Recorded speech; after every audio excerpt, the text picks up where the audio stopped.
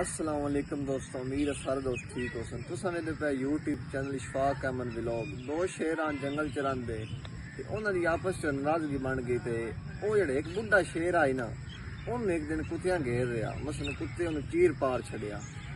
दूजा बेली का range I कोल कोई ना आई, उन्होंने पता लगा वा मेरे बेली ने कुत्तियां पाड़ छड़िया ते ओ बजदा बजदा गया ते राह च वेंदा पे किस को पुछया वा किदा चला।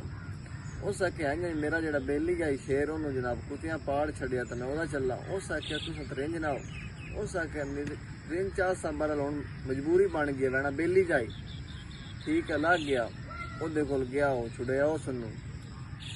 उस तो बाद आदा कि रेंजगियां अपनी जगह तो नहीं तलक अपनी जगह पर आंदा। मेरा दोस्त है मैंने एहसास आया इतना अरसा से इकट्ठे रहा कोई नहीं रेंजगी हो भी गई है। तो इस तरह इंसान दी है, इंसान इस तरह अपने रिश्तेदारों का बना के रखा तो वो फायदा होता है। रिश्तेदार ही कम होंगे बाहर के बंदे नहीं कम होते।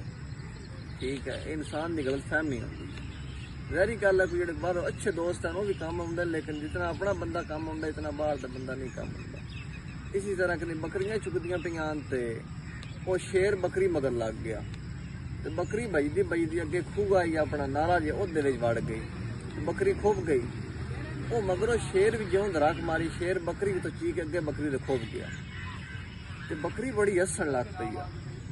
शेर आदा की होया, वो आदि मैं इस सोचती पई हाँ मेरा जो साई आ हम सारिया बकरियां वाड़े विच बैणियां तो गिननियां नो मैं विच होना कोई नहीं तो उस मैं ढूंढण आ बैणा।